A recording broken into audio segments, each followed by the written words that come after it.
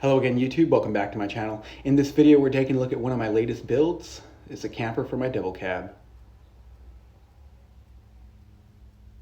So here we are just hanging the doors, the rear cargo doors.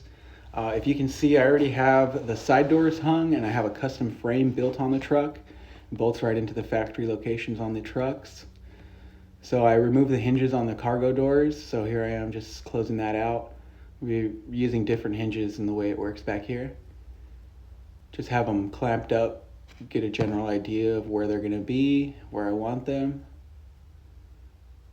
Make sure I like all the shapes.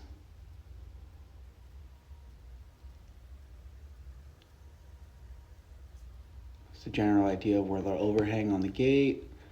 Everything's good. So here I have all the doors hung and most of the frame completed. You see that frame in the middle of the truck? That was the initial version. So I had the bed frame kind of fixed in there. It made it easier to get all the hoops done and made it real rigid when I was taking it on and off the truck. So you could see that frame again and the outer frame shell, I guess.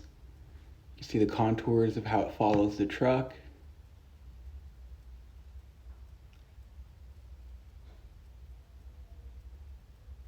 And that bed frame. You can see I have most of the framing done around all the doors. There's not really any straight lines on the bus, so it's going to be a little bit of a challenge getting it all closed out. But doors close and open. Here's the rear cargo door lock. Just a better view from up top of what's going on. Now it's time to start cutting the bug.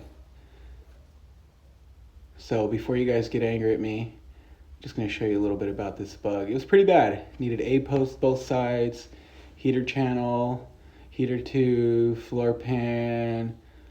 I mean, it wasn't a great bug. The roof was probably the nicest part. You could see the front quarters, needs apron both sides, front and rear. There's some more A-post damage.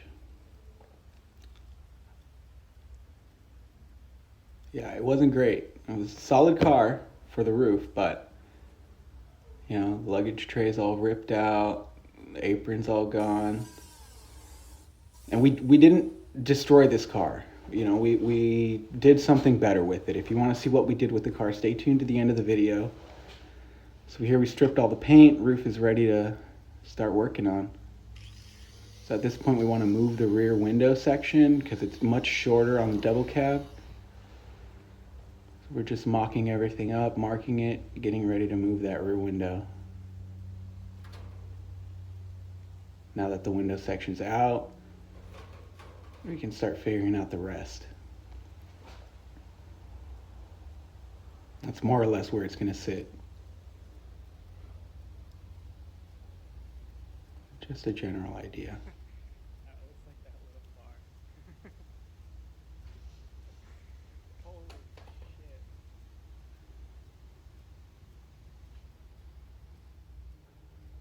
So at this point we have the body welded to the camper section. Just trying to get all the shapes to work. The body is actually wider than the double cab itself, or not as wide rather. So here I'm just laying out the rear window. If you could see, the rear quarter window sections were pulled out a couple inches to meet the top end of the camper frame. So I ended up moving the rear window up about the length of the rear window. I'm using a tape line as a guide to kind of get a visual of where I'm going to be cutting and where things are going to line up.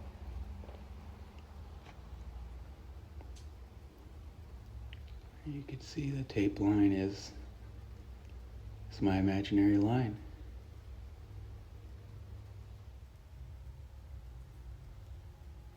The rear window section is mostly tacked into place. I had to relieve the roof because of the contours of the top of the roof as opposed to where the window normally sits. It wouldn't have fit, the shape is way off. So I had to relieve the roof in a couple different areas, also on the inside there, as you can see, just to get the shape to line up back into the body line. And now we have most of the edges covered up. The body's on the camper, and we just got to finish it out. You can see where I moved the front windshield post out. Keep the rain gutter. So it's quite a bit wider, the camper, than the Beetle itself. Now we have it on the truck. And here's the original version. So you can see the bed there, floating above the gates. Storage underneath. That is what I envisioned with this camper.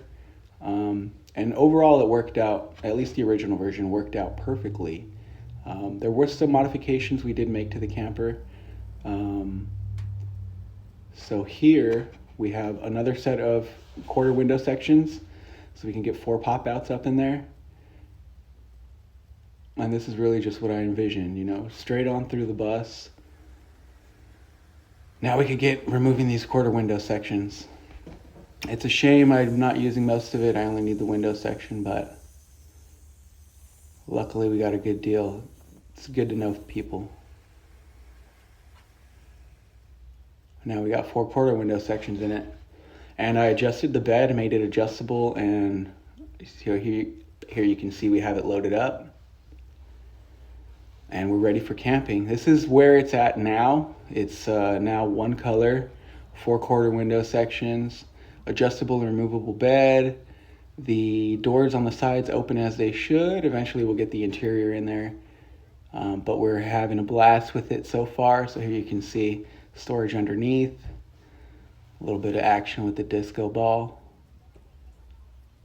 This was at the Silverado campout. A lot of fun.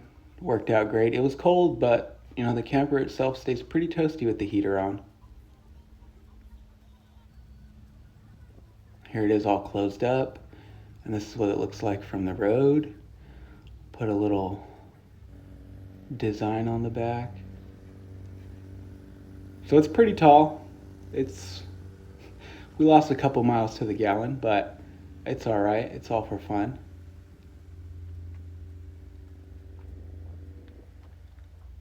You remember that pan from earlier? So we ended up cutting that pan. We shortened it and modified it so it would fit this body. This is a Vaquero number 1. This is the car, that car, the car from the ads. Yeah, that car. So if you want to see what we're doing with this car, make sure you subscribe, hit that like button. Catch you in the next video. We got most of the way wired up. We got battery in. Let's hit the ignition.